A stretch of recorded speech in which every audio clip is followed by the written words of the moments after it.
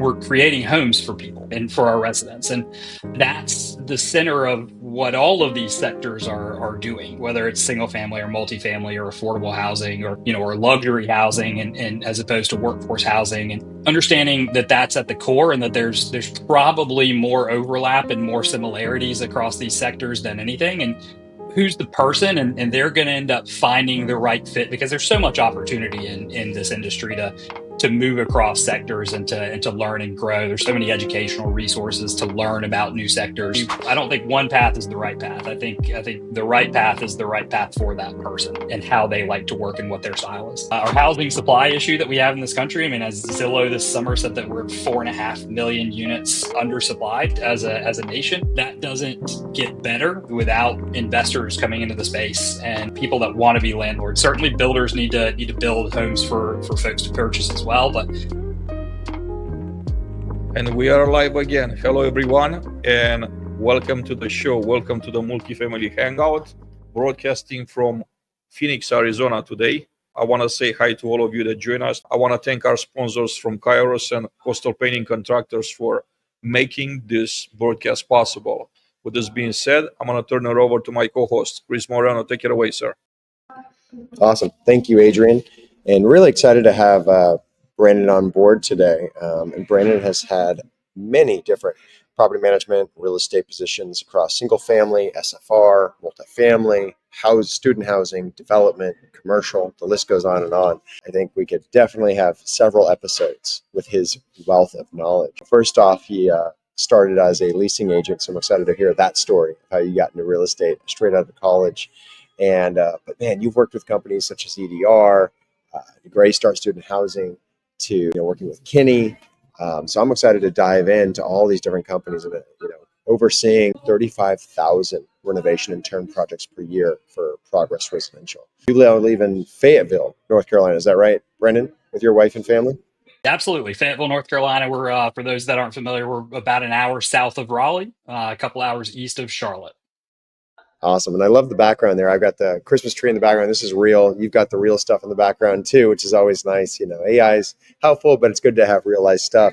So I want to thank you for joining us today. And I think one of the other things that stands out to me is not only how many different roles you've had in real estate. I want to dive into that today, but you are also so involved in giving back and supporting others from NAAs like Leadership Lyceum to the Gives Committee to even your local church. So, first off, can you kind of share how you fell into real estate, maybe at that early age from college? How did it happen? Was it a person who said something to you? Was it a situation? How did it happen? If I had to categorize it, I'd say situation. I was the proverbial poor college student that fell into this business. Like I'm sure that you all have heard on, I don't know, dozens of these, right? I mean, everyone in this business that sticks in this business seems to have just kind of stumbled into it and found something that they really enjoy. And so for me, I was living at an off-campus private residence hall at NC State University. It was called University Towers, and just looking for something to do with my time, looking for something to make a little bit more money or help offset the cost of college in general. And so I applied to be actually an RA, so a resident assistant. It just so happened that at University Towers, being private and off campus, the resident assistants were also the leasing agents. We were the kind of the primary ones that gave tours to prospective incoming students that were looking for a place to live. So RA became, leasing agent. And shortly after college, the company that at the time was called Allen and O'Hara. And it's funny to go to like student housing conferences where people will be like, well, raise your hand if you worked for Greystar back when it was still Allen and O'Hara, and like two people will raise their hands. So Allen and O'Hara became Education Realty Trust when they went public, and then several years later, obviously Greystar bought them, and now they're the student housing division of Greystar. But they offered me a full-time role at my rival college, at University of North Carolina at Chapel Hill, and the die was pretty much cast at that point. Everything that I've done, maybe save for 4 months of my career, has been in some sort of a real estate capacity. So I joke with some of my friends that were RAs with me that we're still friends with to this day, that they went on to careers in their chosen fields of their majors, and I became an RA for life. So Brandon, it's so amazing to have you here today. You had an outstanding career, and then there's so many that are looking up to you. They want to become you one day. What are the main lessons that you've learned along the way in your journey that you would like to share? What are the most important things that you learned along the way? So I'd say the biggest one, and I will admit that I was a probably a late-ish bloomer on this, is just the value of your teams, and the value of their experience, and making sure that your team members experience how much you support them, how much you care about them, how much empathy you have for them. It should absolutely be your top priority. Everything that you do as a leader, everything that we do as leaders in this industry, we do through teams. You can't accomplish anything. You certainly can't accomplish anything at scale or in a higher level position without the folks that are working for you. And we all we stand on their shoulders. So however tall we can help them grow, that will only help us achieve more and help our either our companies achieve more, or certainly our residents have a better experience. I got my first couple of leadership roles at a pretty young age, I'd say. And I'll be the first to admit that, I lacked a little bit of self awareness. I lacked a lot of empathy, and I lacked some maturity. And so I wasn't the leader that I needed to be back then, and it took me years to kind of go through a couple of iterations and learn those lessons. But I can proudly say that anywhere that I go, and anywhere that I work, and any teams that I lead now, I really make that the core of what we're doing is, how is their day to day, and how can we make it better? So, I'd love to hear from you. I think a lot about is you're touching in like how do you improve culture? How do you share leadership? Do you have any of those stories of people that maybe stood in, especially like maybe got you engaged at the national level? Getting involved with the adventure to get to Lyceum, whether it's pulling up a chair for you at NAA or pulling up a chair at NMAC or another organization or locally. Can you share maybe some that give you an opportunity to call out some of those people in your life? Yeah, absolutely. So, I'd say you mentioned NAA, and one of the highlights of my career, if not like the crown jewel to me in my career, is I got to chair NAA's hashtag NAA Gives is the name of the committee. It's one of the governing committees that NAA has, and it's all about broadening awareness of the philanthropic impact that NAA's member organization, so tens of thousands of team members, if not hundreds of thousands of team members out there, are doing every day. And the short version of that is saying, like, we need to help people understand that we're not the big evil landlord, right? Because the folks on site at their community are being such a part of their community. I had a really interesting journey and unique journey there, because my roles had kind of always been across regions with the NAA, so I never really got involved in like a local association or a state level association. My first involvement with NAA committees was at the national level. So our liaisons for NAA Gives with the NAA, Nicole Ryan, who's no longer with the NAA, but Becky Sullivan, who still is. They were incredible in helping me navigate that journey, and even in having gotten involved in NAA Gives, and then we took a break during 2020 because of COVID. And in 2022, I had kind of a battlefield promotion from vice chair to chair in the middle of the year, so I got to have a full year and a half as the chair of that committee, and understanding that committee's role and that committee's purpose, and what they stood for, and then beyond that, the members of the committee, and knowing what they did within their own companies or within their own communities, and how hard they worked to to just really have a positive impact on the lives of the people around them, whether it be their teams, certainly their residents, and absolutely the communities around them, was really incredible. And then and I'd say, speaking of leadership lyceum, I mean, Becky was one who kind of at an event at I think AOD in 2022 was just kind of like, you haven't even thought about doing leadership lyceum, and I was like, no. And I got a call like 3 weeks later being like, you've been selected for Leadership Lyceum in 2023. So, it's working with those folks, and forming those bonds, and understanding what they do, and understanding the critical work that the NAA does overall, not just the philanthropic stuff that the member organizations do that we were talking about with NAA Gives, but they're such tremendous advocates for the industry and single family space. The National Rural Home Council is a huge advocate for the industry, and that's kind of a developing industry. It's not as mature a sector as multifamily is, but getting to work with those folks is it's one of my absolute favorite things to do on a week in week out basis in any role that I'm in. You mentioned your story, and I think this matches 99 of us stories. You basically enter the property management industry kind of like by happenstance.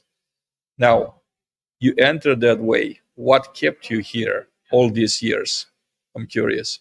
I'd boil it down to three things. One is, in our industry, we get to have an impact on people's homes, and there aren't many higher callings than that. It's where they spend their lives. It's where they raise their kids or their pets. It's where they learn a ton of lessons, and it's where they develop and getting a chance to make that a wonderful place for them and make that truly a home instead of just a place where they keep their stuff.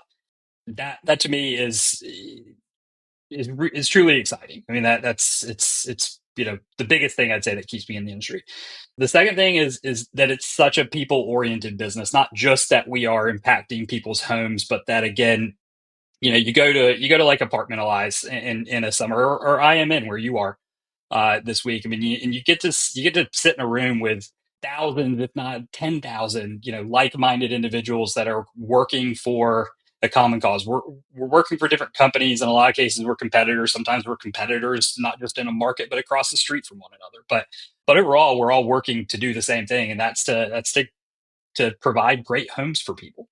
And sometimes they're apartments, and sometimes they're single family, and sometimes they're manufactured housing, and sometimes they're apartments in a garden style and in a luxury high rise. And but it really is, how do you take that and through the people that work in that environment make the unit a home. And then the last thing I'd say is, being in this business, there's just such variety in what you get to do. I mean, it's the textbook. I get to wake up and do something different every day, or I get to wake up and do seven wildly different things in a single day. And you really never know what's coming at you, and just that kind of diversity of task is something that draws me in. I couldn't work in a job where I did the same thing or looked at the same spreadsheet or things like that every single day. I have to have that. I have to have a few different things coming at me, a little bit of excitement, something unexpected, or things like that to kind of keep me going. I love that around, as you talked about building homes for people, and we're all people when it comes down to it, right? And it's about those families, and like you mentioned, you were struggling in school and paying your own way. I was paying my own way and had a job to pay my rent, pay my school, books, food, all of that. And I'm kind of curious, when you're making decisions, in a business, right, which is to make money, but also making decisions about people's livelihood. How do you think about that? How do you have you kind of learned some frameworks, or maybe even created some frameworks yourself? And maybe you could share some of those secrets of things you learned. Obviously, this is a much longer conversation, but I'm kind of curious how you think about that, because you've got your company and your investors, you've got tens of thousands of residents giving you feedback and telling you what they want. And then you've got the supplier community coming at you with everything. So, love to hear kind of your secret sauce and maybe what you've learned, some of the mistakes, and some of the successes you've had. it's I wouldn't call it a disconnect, but it's just that everybody in this industry that we touch has their own motivation, right? And understandably so. So investors have their own investors, frankly, that are asking for returns. Operators have policies and procedures that they need to follow, and things that they've established that they need to follow. Obviously, residents are looking for the best thing for them personally, and then your team members have that exact same thing. They are looking to do the right thing, or the best thing that they know to do in the moment, in the interaction that they're in. But they also have lives too, and team members have bad days.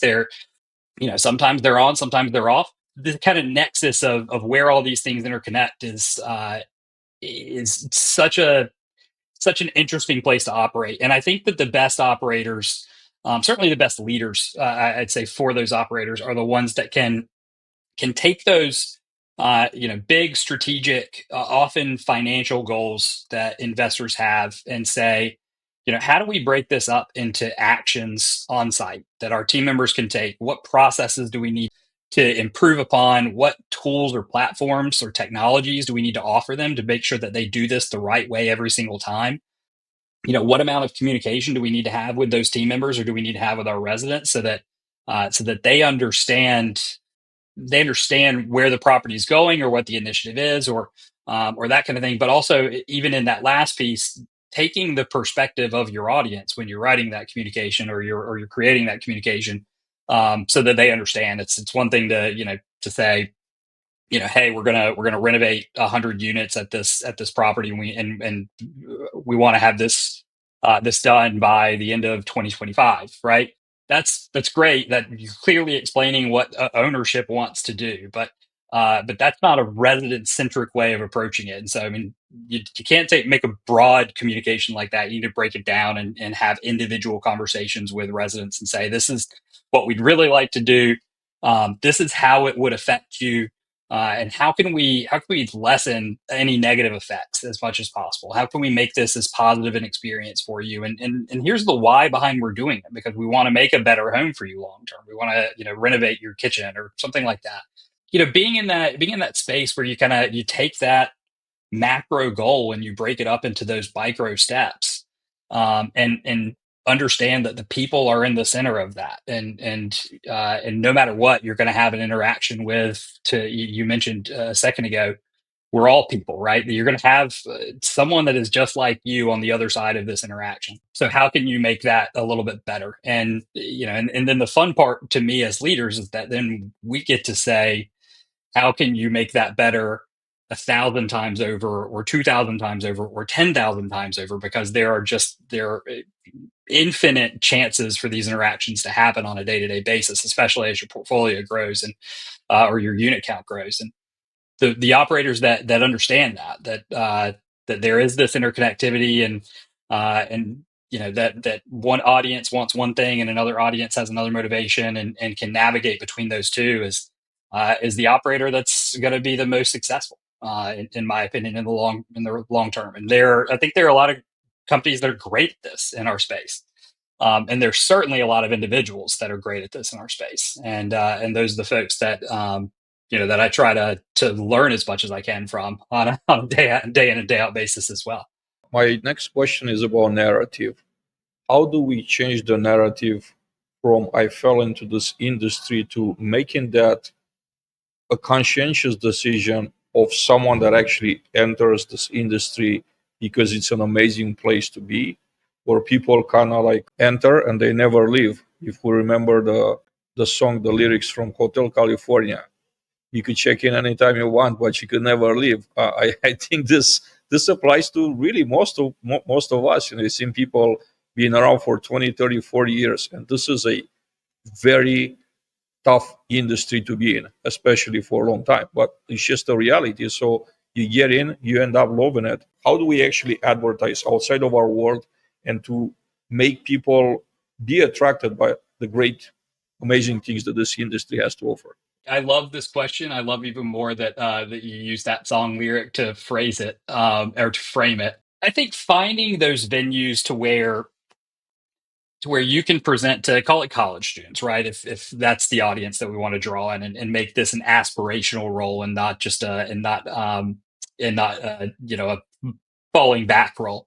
Going in and having that conversation like what we're having right now, that this is an industry where we get to impact people's homes, we get to create a space for them to live and to thrive. You're going to attract the people, if you will, if you lead with that. And I think that so many of the folks that have been in the industry for 20 years now, and that you mentioned 99% of us did fall into it. I mean, I do think that the narrative back then, and kind of the draw for us was, hey, like, do you need to make some extra money? Like, you'll get $25 a lease or $30 a lease or whatever it is.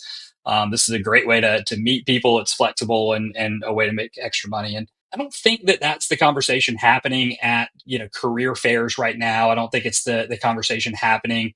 It may be the start of the conversation in individual leasing offices now, but I think the conversation goes deeper, and in at least in by observation and kind of traveling around and being in some different communities and being in a lot of leasing offices and I actually think that that's driven by a new generation of of worker or prospective team member, because that those are the questions that they start to ask. I mean, they're not as driven financially, and they really want to know the why of, why are you in this industry? And saying you're going to get $50 a lease now because inflation from 20 years ago isn't going to $100 a lease. It's not going to be enough for them. They really want to know kind of what do you do day to day? What are the actions that you take? What are your highs and what are your lows? And so I think those conversations are happening. I think that we are drawing the right people in. And again, I think it's, you have to be a people person to stay in this industry and to thrive in this industry. I think that those folks are gravitating more and more. And, I see Daniel Funston just put in the chat, talking about the impact that you get to make. It's so key, and it's so important to younger millennials, to certainly Gen Z that are entering the workforce or have entered the workforce. They've been in the workforce for years now. So framing it that way, and talking about what the day-to-day impact you get to have is, I think, is the way to do it. And you do it in those individual interactions in leasing offices. You do it again at career fairs. You do it where you can. I think, Adrian, the next place that we can do it is through messaging of the industry. And that's something that we did in NAA Gives. One of the last things that we did the year that I was chair was NAA created their first kind of public service campaign for the fact that that we don't manage housing, we manage homes, was I think the tagline, if I remember it specifically. And I think that's the next step, right? Is that the industry, the big players, the small players need to kind of use that word home. I see it a lot in LinkedIn conversations. You'll get discussions every other week on the use of a tenant versus resident when you're talking about folks. And I think that the debate should be, are you talking about resident or guest? Tenant should be so far off the table at this point in time. So the more and more we do that, I think the more we'll draw the folks in that are gonna really enjoy it, and they're gonna stick for the right reasons because they got into it for the right reasons. And now a word from Dean Fungawing, founder and CEO, Kairos. I can tell you, I've had clients that prior to installing our technology had 7-figure losses, 6-figure losses. They install our tech, nothing, literally nothing. It's like drops off. And their insurance companies are calling us going, how are you doing this? Right? I'm like, well, it just works. And we work with the customer. So we don't just throw in tech like a solution grenade and then walk off. You actually have to have this sort of white glove approach to helping re-educate, onboard. There's this change management that's happening, right? Staying on top of that. You really have to keep following up. And this kind of comes from my customer service side of being in a service-driven business. It's like, yeah, tech is great, but serve the customer. The new generation of workers and how they learn from others. I think that's why it's so imperative to have these organizations. And you mentioned, obviously, the North Carolina, Rental Home Council, the National Rental Home Council as well. So obviously, people have to spend their time and resources in certain places. You were fortunate because you were working with so many units and touching so many different types of industries. Do you think it's better for folks to pick a lane and go really, really deep in that lane? Or do you think it's good for them to get a broader sense? Like, what's your thoughts on it? Is it better to be that generous, or is it better to be really spiky and really niche oriented? I really think that depends on the person and the personality type. Me personally, I have loved touching nearly every sector that you can touch in property management and in real estate. Kind of learning best practices from each of those, and kind of forming my own style as I go to a next company, or a next leadership role, or a next committee chairmanship, or something like that. and understanding the commonality among all of them. For me, I mean, going again, we're creating homes for people, and and for our residents, and that's the center of what all of these sectors are doing, whether it's single family or multifamily or affordable housing, or or luxury housing, and as opposed to workforce housing, and understanding that that's at the core, and that there's probably more overlap and more similarities across these sectors than anything. And so again, my personality is kind of has gravitated toward that. I know I have colleagues that that got into affordable housing and have stayed in affordable housing because they absolutely love it, and they get to be really mission driven in a space like that. And I've got colleagues that I've had a lot of colleagues, because most of my career was in student housing, or has been in student housing, were also RAs for life, exactly like me, and they really they don't want to leave that space. They just love it so much. Who's the person, and they're going to end up finding the right fit, because there's so much opportunity in this industry to move across sectors, and to learn and grow. There's so many educational resources to learn about new sectors that you get to use, and there's so many association resources to kind of to learn and either gain new certifications, or just take informational sessions on a new space that you might be interested in moving over to, and you get to kind of get the lay of the land before you go. I don't think one path is the right path. I think the right path is the right path for that person and how they like to work and what their style is. I would like to take a question from our audience. Question comes from Daniel.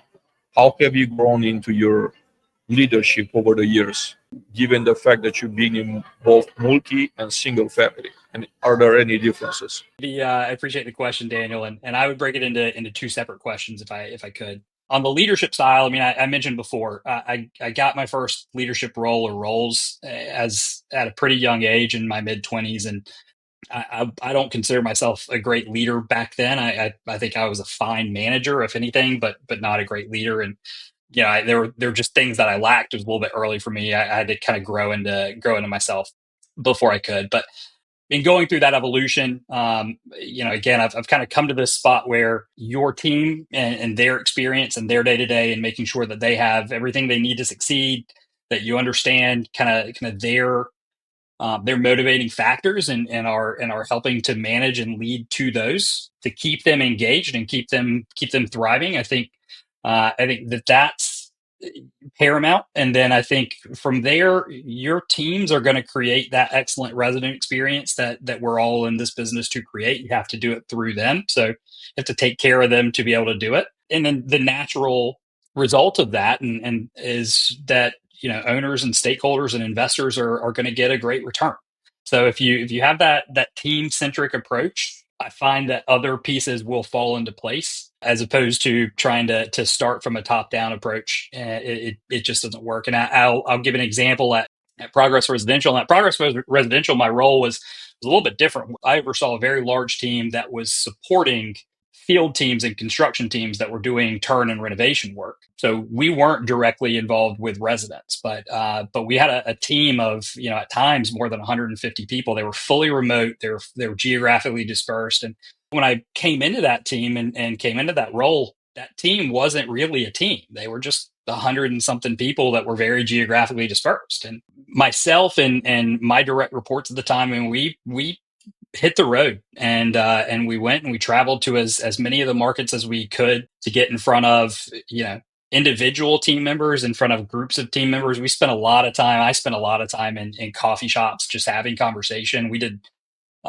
more Top Golf or Dave and Buster's outings than I can count. Most of that time was spent on two topics. I mean, one is like, who are you as a person? What is your family like? What are your interests? What motivates you to come and to work with our team every day? And what are you looking to get out of this role? And then the other is how can we make your job easier? And so we spent months kind of going through and doing that, and really trying to synthesize that feeling of team, even though most of our time was spent on a day-to-day basis was spent in Brady Bunch squares across the screen. We also, and one of my favorite things that we did with that team was we created a series of conversations that we called TED Tuesdays, where once a month, and then it grew to twice a month because our teams asked to do it more. We would pick a TED talk, and we would we'd watch it all as a group, and then we'd have a discussion about it. I called it our book club for the 21st century. So instead of reading a book, we'd watch a TED talk. And I'd say the overwhelming majority of the time, those topics were not, work related or productivity related or things like that. They were self care or wellness related, or motivating factors or goals related, or really, and it was not a requirement. But we had a few dozen team members on these calls once a month initially, and then twice a month later. We had really, really open and authentic and interesting and deep conversations in those groups. And I think that it was that kind of that initial work, just being like, hey, we're gonna want to understand who you are as a person, and not just who you are as a worker. That opened the door for folks being willing to really open up with them, with each other, and be truly authentic. And it was so much fun. And the result for the company out of this was, we went from a 22% turnover rate among this team in 2021, the year before I got there in December of 2021, down to an 8% turnover rate, voluntary turnover rate in the last 2.5 years that I was there. For the team, their experience was better. For the company, we saved so much in just turnover costs and team member replacement costs. That was a great example of getting to do the right thing, and then it really paying off for the company. The other part of your question, Daniel, about differences between single family and multifamily, there are certainly differences. Again, I having worked in both, I think that there's actually more similarities than probably either folks in either of those sectors want to admit. Chris and Adrian, I'm interested in y'all's take on this, given that most of your time is spent in multifamily, but y'all are at IMN right now. That's primarily a single family conference. Your residents' motivating factors are usually the same. I mean, they just want to have a home that suits their needs and suits their family's needs, that they can thrive in. Logistically, it's much more difficult in single family, I think. I mean, you can't take an elevator or a golf cart to from one door to the next. So there's some nuances there, I think, on kind of on the repairs and maintenance, and certainly the turn and renovation side that you see in single family. Obviously, you have a lot more exterior maintenance they have to do on a house generally than or on each individual unit for a house than you do on an individual unit turn for an apartment whenever you have a resident leave and a new one coming in. But really, at the end of the day, I mean, it's about making sure that your team creates that environment where the resident can have a great home. And if you're doing that, then you can thrive in both the multifamily space and the single family space, because your motivation is, and your goal is the right thing. I have a follow-up question here, but I want to start with answering your question. I think that there's so much for us to learn, like us in multifamily from single family, and the other way around. It's a two-way street. I think that we could benefit from collaboration and learning from each other. And now the follow-up question is, your experience of managing over 100 individuals, all remote, it's a unique experience. Like in multifamily, you never have like this many direct reports, really. I mean, I never heard of a situation where a single person to have this many direct reports. So the question is, what are the top lessons that you learn from this experience? Because it's, to me, like it's life changing, and it's like a unique experience that we never have it almost in multifamily. One of the lessons was to create layers and to create an organizational structure in there that really thrived. I will correct a little bit. I never at any time had 150 direct. Actually, I did for a couple of weeks have about 150 direct reports. Um, Most of my 2.5 years of progress, there was at least one layer between myself and the rest of that team. But the big takeaway was really especially with a team that large, and was really examining the role, and finding how you can streamline it and make it easier with the size of the team that you have, and the nature of the role, and what the goal of that role is. And progress was really interesting because I got to dive into process more than I ever have had a chance to in my career. we did time and motion studies to figure out, where can we spend or where can we save 10 minutes per project? Because if you look at that amount of scale and 35,000 projects a year, 10 minutes is a huge time savings when you start to multiply that out.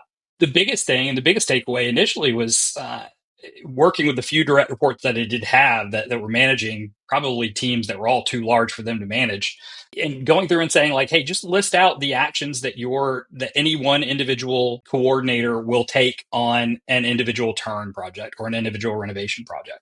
And I just want to see this list. They all kind of went out separately and they came back, and as we put those lists together and kind of looked at it, it was like 75 individual potential actions or processes that they would need to take. And my initial takeaway on something like that was like, this is too much for any one person to be great at all of it. So let's try to functionalize and specialize this team so that folks can get really, really good at 12 of these things or 15 of these things, but they don't have to be excellent at 75 things. It's just too much for folks to track. When we started breaking that list up into kind of bite-sized chunks, we ended up finding things that we could automate. We ended up finding things that we could outsource. We ended up having a team as large as 67 team members in India as well that worked for me.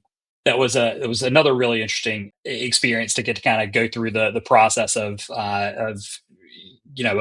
business process outsourcing and or BPO, and finding out what was value add to do that way. It was great. It was the epitome of kind of getting to take a role that, you had a team, and I mentioned before that turnover was 22% on this team. You had a team that it's pretty natural that their heads were spinning and they had a lot of high turnover in a high stress environment with that much volume, and like it's 75 things that they had to know how to do on any given day.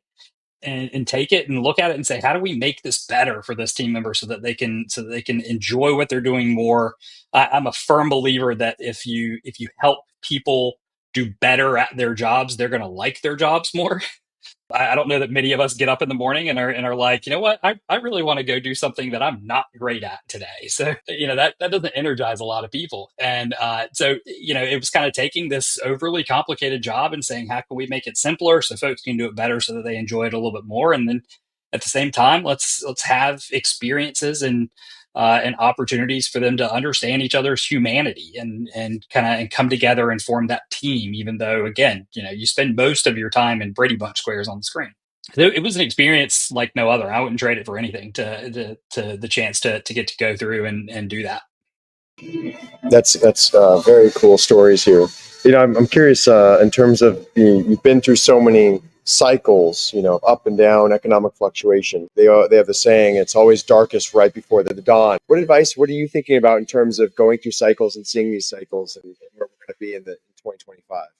To me, the challenge when you're in a down cycle, and I've talked to a lot of folks and a lot of other executives and a lot of on-site team members and in-market team members, especially this year, that kind of feel like they can't win, right? Their owners are putting so much pressure on them for the returns. Obviously, cost to maintain just about anything has skyrocketed over the last couple of years with inflation, and rent growth has slowed significantly. And the base that you have to get to is understand what you can actually control and become really, really great at those things. A lot of folks, I think, will get so caught up in the things that they can't control and get distracted by the fact that they can't control them and discouraged by that they forget that there's always this subset of something that you can control. And you can control what tools you're giving your teams to succeed. Do you have a new software or a change in software settings or things like that you can do to help their jobs be easier? You can control, obviously, how you treat your teams, which I think is a huge thing. You can ensure that your team's focus is on serving their residents and not getting caught up again in all of the noise or the things that they can't control. And I'd say the other thing you can control, and it takes a lot of work, but you can not control, but you can teach your teams how to take ownership of their actions and of their community and of what they're doing and of certain processes and that kind of thing, so that they're kind of driving that continuous improvement from their perspective, and that need for continuous improvement isn't constantly being put on them. If you demonstrate to your investors and to your owners and to your stakeholders, and your property management clients, that everything that is a controllable we are trending positively on, because we are really focusing on making sure that these are great generally. And I don't think always, but generally, I think, the temperature comes down a little bit on those conversations and those performance conversations.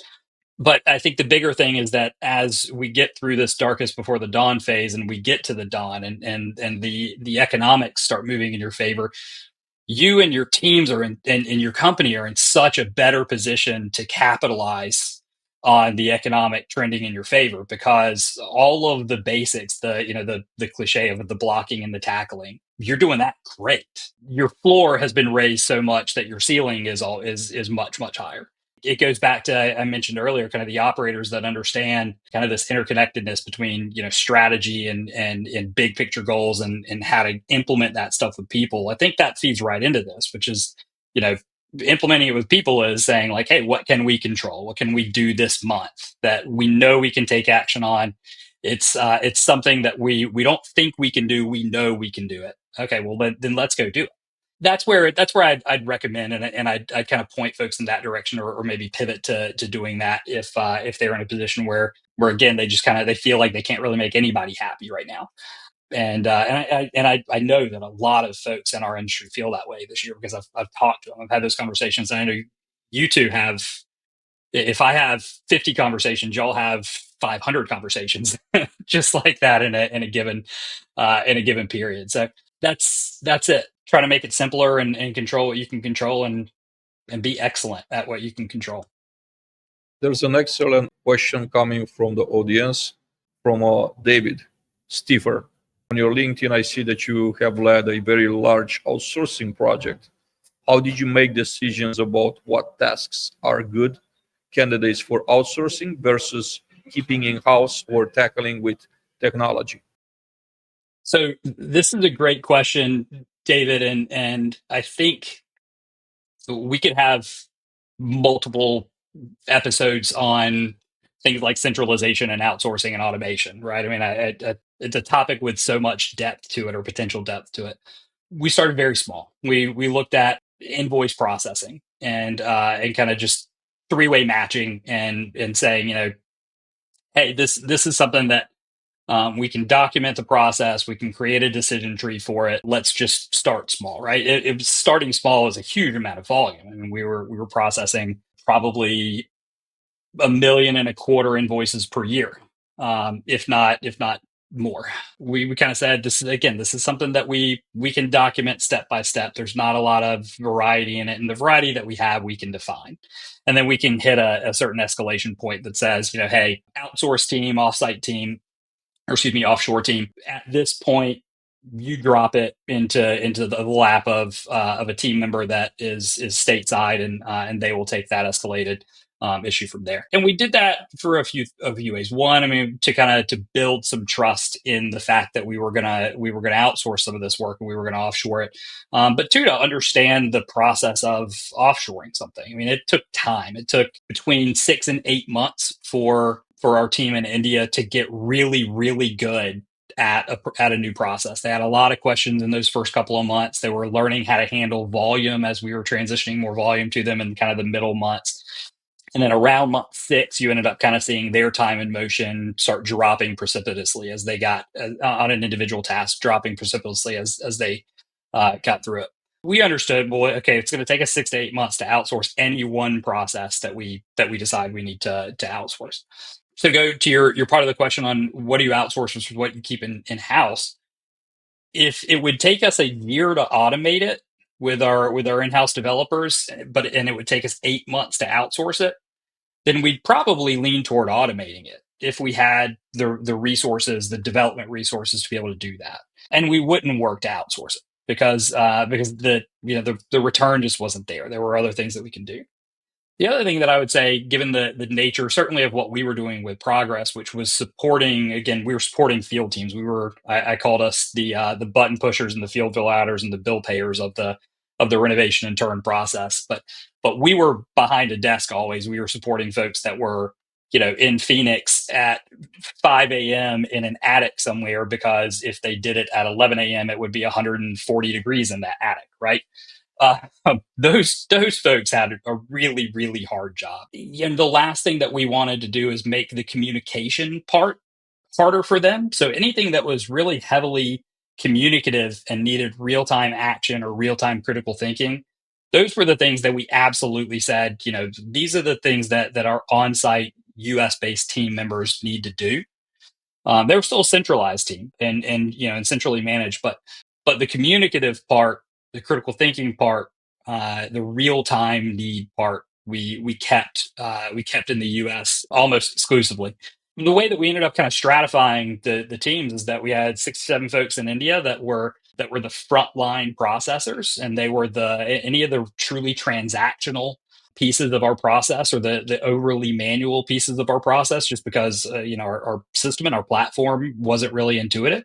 We would teach them how to do, and anything that was a call or a text message or an email or a Teams message or a problem to solve was done by our US based team members.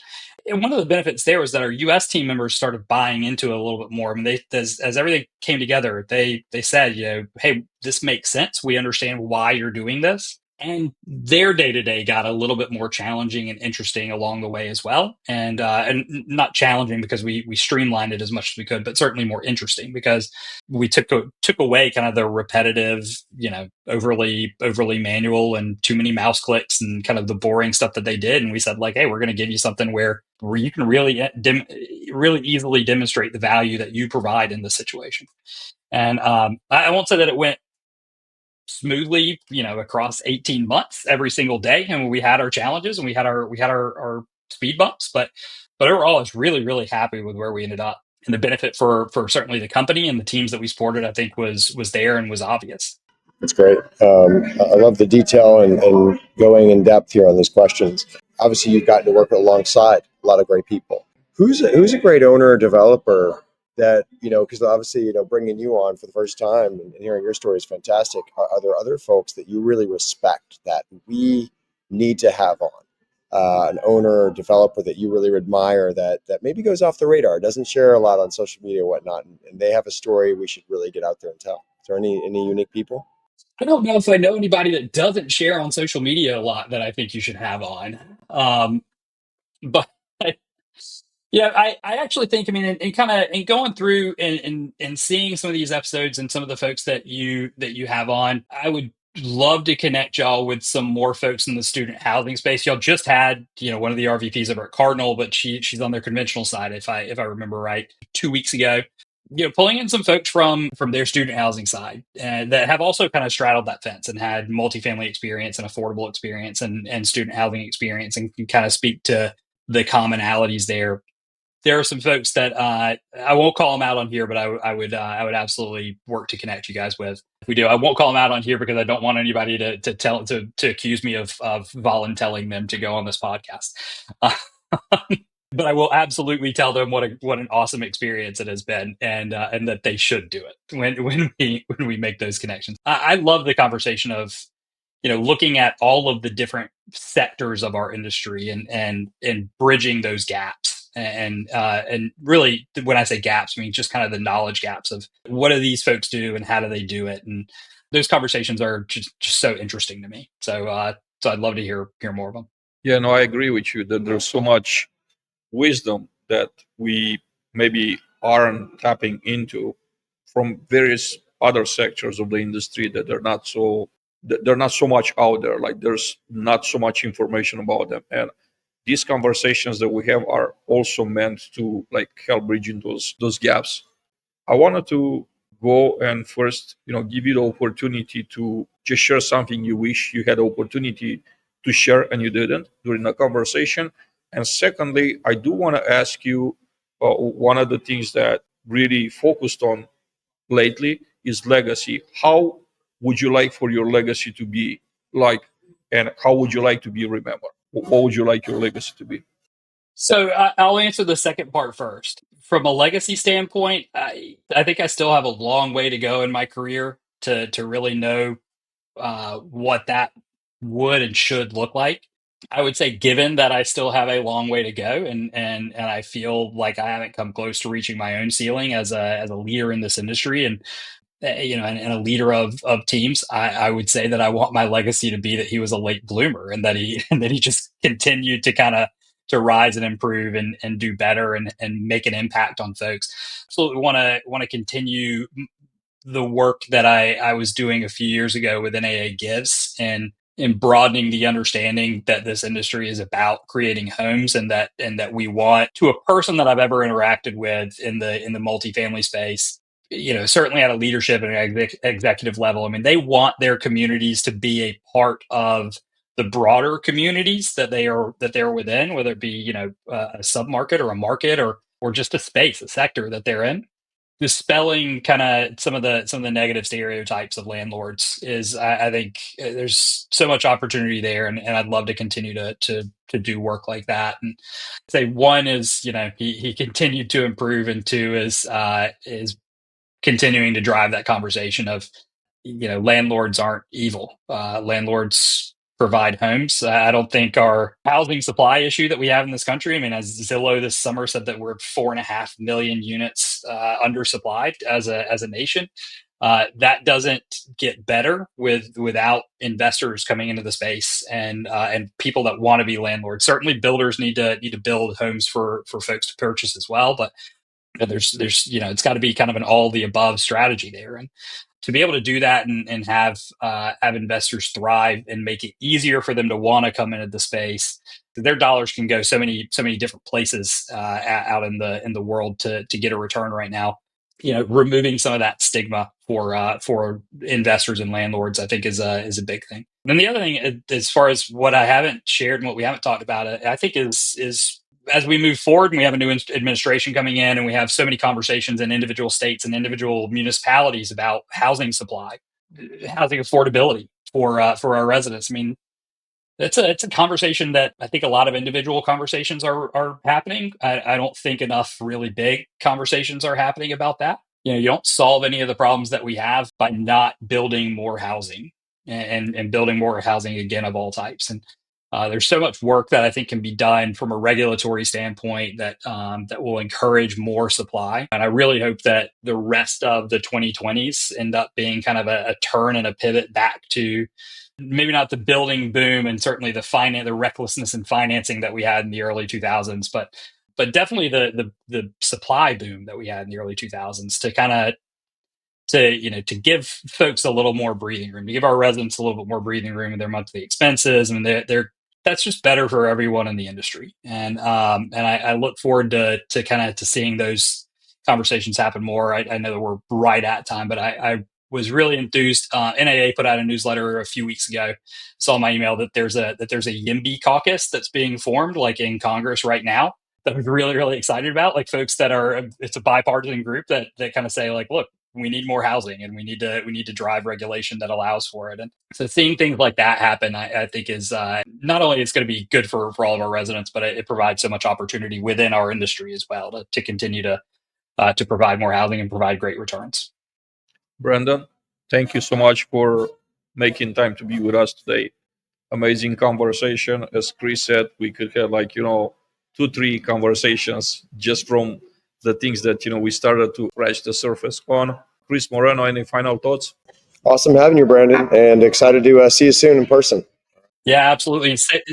Thank you all so much for having me, and safe travels home from IMN as well. I can't wait to see y'all in person the next time. We appreciate it, and we appreciate all of you that join us virtually today. Thank you. Look forward to have you back here next Thursday. We're going to have someone from Phoenix, Arizona, Kat Martinez.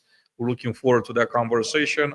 Also want to thank our sponsors from Kairos and Coastal Painting Contractors for making this broadcast possible. Have an amazing afternoon, and we'll see you next week.